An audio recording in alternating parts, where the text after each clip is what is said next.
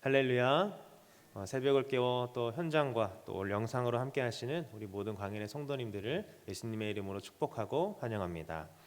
오늘은 생명의 삶 12월 15일자 본문인 욥기 34장 21절에서 37절의 본문을 가지고 하나님의 정의, 심판자의 전지하심이라는 제목으로 하나님의 말씀 나누도록 하겠습니다. 오늘 본문은 이 엘리후의 두 번째 변론 마지막 부분입니다. 엘리후는 계속해서 이 하나님의 정의에 대해서 우리에게 말을 하고 있는데요. 오늘은 이 심판자이신 하나님에 대해서 엘리후가 변론을 하고 있습니다. 심판자이신 하나님을 변호하면서 엘리후가 욥에게 뭐라고 말을 했는지 우리가 함께 본문을 통해서 살펴보기를 원합니다. 엘리후는 하나님의 정의를 변호하면서 이번에는 하나님의 전지하심을 강조하고 있습니다. 우리 21절을 함께 보겠습니다. 그는 사람의 길을 주목하시며 사람의 모든 걸음을 감찰하시나니. 아멘. 엘리후는 하나님이 이 사람의 길을 주목하시며 사람의 모든 걸음을 감찰하신다고 말합니다. 전지전능한 하나님의 속성 중에 이 전지에 대한 부분을 말하고 있는 건데요. 전지는 하나님의 그 고유한 속성 중에 하나로서 전능의 한 기능을 의미합니다. 하나님은 과거와 또 현재와 미래의 모든 것을 완전하고도 불변하게 알고 계신다라는 그런 뜻입니다. 그래서 하나님의 눈동자 앞에서 우리 인간이 숨길 수 있는 것은 아무것도 없음을 말하고 있습니다. 그러기에 우리의 모든 인생의 걸음을 하나님이 알고 계시는 것입니다. 시편 기자도 뭐라고 고백합니까? 우리 시편 139편 3절에서 이렇게 고백합니다. 나의 모든 길과 내가 눕는 것을 살펴보셨으므로 나의 모든 행위를 익히 아시오니. 아멘. 나의 모든 인생길을 하나님께서 알고 계시고 또 살펴보신다라는 그런 말씀입니다. 그래서 전지라는 것은 어떤 모든 지식을 내가 다 소유했다라는 그런 뜻이기보다 하나님의 끝없는 사랑과 관심 또 그리고 주권적이고 통찰력 있는 하나님의 사랑의 눈길이라고도 우리가 볼 수가 있습니다.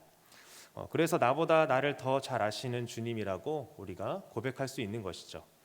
나도 내가 어떤 자인지 모르지만 나를 창조하신 주님께서 나를 가장 잘 알고 계시기에 내가 겪고 있는 그 모든 어려움과 문제들을 나보다 더 나를 잘 아시는 주님 앞에 나아가 무릎을 꿇고 맡기는 것입니다. 엘리후는 이런 전지하신 하나님 앞에 악인들이 어떻다고 말합니까? 우리 22절을 보겠습니다. 행악자는 숨을 만한 흑암이나 사방의 그늘이 없느니라. 아멘. 엘리후는 이런 전지하신 하나님 앞에 악인들이 숨을 수 있는 곳이 없다라고 말합니다. 악인들은 악을 저지르기 위해 밤을 기다리고 또 밤이 되면 자신들이 계획했던 그 악을 행하면서 자신들의 악행을 숨길 수 있다 그렇게 생각을 합니다. 그러나 모든 것을 감찰하시는 그 전지전능한 하나님의 눈 앞에서는 결코 피할 수 없는 것이다 라고 말하고 있는 것이죠. 아무리 깊고 어두운 곳이라고 해도 이 태양 아래의 사물처럼 보실 수 있는 불이 바로 하나님이시기 때문입니다. 또한 심판자이신 하나님은 모든 사람이 볼 수 있도록 심판을 하시는데요. 가난하고 빈궁한 자들의 그 부르짖음을 외면하지 않으시고 때때로는 침묵하시며 얼굴을 감추신다라고 엘리후가 말하고 있습니다. 하나님께서 악인들을 심판하시는데 이 모든 사람이 볼 수 있도록 심판하시는 이유가 무엇일까요? 그 심판을 통해서 악인들이나 하나님의 자녀들에게 깨달음을 주기 위해서 하나님께서 모든 사람이 보는 앞에서 심판을 하시는 것이죠. 하나님의 심판이 있다는 사실, 이 전지전능한 하나님께서 악인들을 모두 감찰하시고 또 알고 계시다는 그 사실은 두 가지의 양면적인 의미가 존재합니다. 먼저 악인들에게는 이 하나님이 모든 것을 알고 계시며 많은 사람들이 보는 앞에서 심판하신다라는 것이 악인들에게는 두려움인 것이죠. 죄인이기에 전지하신 하나님이 두려워지는 것입니다. 그러나 반대로 이 하나님의 자녀들에게 전지하신 하나님은 오히려 기쁨과 평안이 됩니다. 하나님의 공의로운 심판은 악인들에게 있어서는 이 패배와 슬픔의 날이지만 성도에게는 승리와 환희의 날이 되기도 하기 때문입니다. 그리고 모든 사람들이 보는 앞에서 이 하나님의 심판이 임하는 것은 믿는 자나 믿지 않는 자들에게 교훈을 줍니다.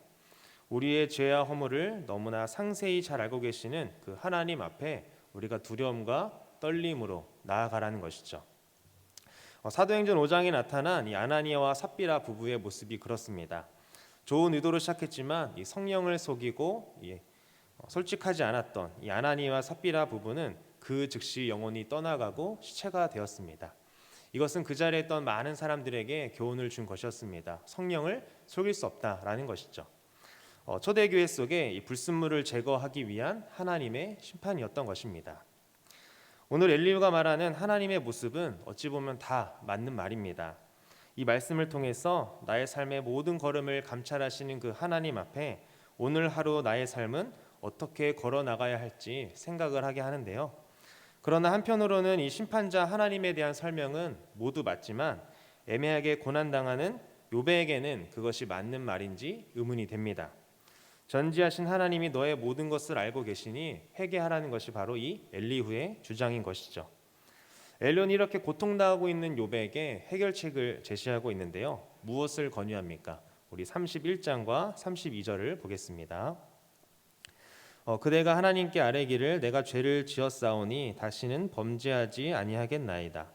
내가 깨닫지 못하는 것을 내게 가르치소서. 내가 악을 행하였으나 다시는 아니하겠나이다 하였는가. 아멘. 엘리후는 욥의 세 친구들처럼 욥에게 회개를 촉구하고 있습니다. 욥이 자신의 죄를 인정하고 또 자신이 깨닫지 못하다는 것을 가르쳐 달라고 하나님께 부탁하며 다시는 죄짓지 않겠다고 다짐했어야 한다라고 그렇게 욥에게 권하고 있는 것이죠. 그러나 욥이 이것을 거부하자 엘리후는 욥을 악인으로 규정하고 욥이 끝까지 시험 받기를 원한다고 말하고 있습니다. 엘리후는 욥을 악인으로 규정했지만 우리가 알다시피 욥기 1장 8절에서 하나님은 욥을 뭐라고 규정하십니까? 여호와께서 사탄에게 이르시되 내가 내 종 욥을 주의하여 보았느냐 그와 같이 온전하고 정직하여 하나님을 경외하며 악에서 떠난 자는 세상에 없느니라. 아멘. 하나님은 욥을 의롭다고 인정하셨습니다. 그러나 엘리후는 자신의 판단대로 욥을 악인으로 규정하고 회개하라고 촉구하고 있는 것이죠. 자신이 가지고 있는 그 하나의 잣대로 모든 것을 판단한다면 이 부정적인 결론에 도달하게 된다라는 것을 우리는 엘리후를 통해서 알 수가 있습니다. 아무리 선한 의지를 가졌다고 자신이 자신하더라도 교만과 자기 욕심 그리고 정욕이 우리의 눈을 가리고 있다면 우리의 판단에는 편견이 생길 수밖에 없습니다. 그래서 우리가 평상시 생각해야 할 것은 나는 이렇게 생각하는데 하나님은 어떻게 보실까라는 질문을 해야 합니다. 나의 기준과 잣대로 다른 것을 먼저 판단하기보다 하나님은 어떻게 보실까 생각하는 것이 우리에게 필요하다는 것이죠. 사랑하는 광역교회 성도 여러분, 우리 주변에 알 수 없는 고난과 어려움을 겪는 성도가 있다면 우리의 기준으로 그 상황과 그 사람을 판단하기보다 하나님의 뜻은 무엇일까 기도하며 고통받는 그 성도에게 사랑과 위로를 전하는 저와 여러분 되기를 간절히 소망합니다. 말씀을 맺겠습니다. 엘리후는 자신이 깨달은 바를 단호하게 오늘 본문에서 전하고 있습니다. 심판자이신 하나님에 대한 설명에는 틀린 것이 없었습니다. 그러나 이 진리로 포장된 그의 말 너머에는 이 상대방을 향한 비난과 그리고 정죄의 마음이 숨어 있었습니다. 사랑 없는 정답은 상대방에게 상처만을 남길 뿐입니다. 하나님이 죄인인 우리에게 보이신 것은 이 전지하시며 심판자이신 하나님으로서 우리를 비난한 것이 아니라 예수님을 통한 용서와 긍휼이었습니다. 예수님을 통해 우리에게 아낌없는 사랑을 하나님께서 보여주셨습니다. 심판자이신 하나님이 이 세상을 바로 심판하지 않으시고 지금도 참으시며 기다리시는 이유가 무엇입니까? 세상의 뉴스를 살펴보면 어쩜 세상이 이리도 악할까 하는 그런 기사들이 매일매일 넘쳐나고 있습니다. 이렇게 악이 넘치는 그 세상 가운데에서도 심판자 하나님이 참으시는 이유는 복음을 듣고 주님께로 그 돌아올 사람들과 또 하나님의 말씀을 듣고 회개의 자리로 돌아올 사람들을 기다리시기 때문입니다.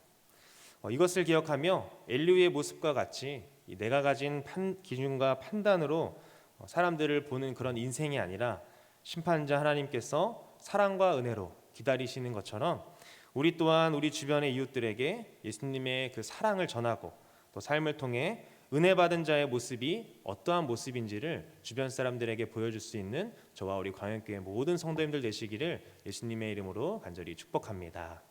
함께 기도하겠습니다.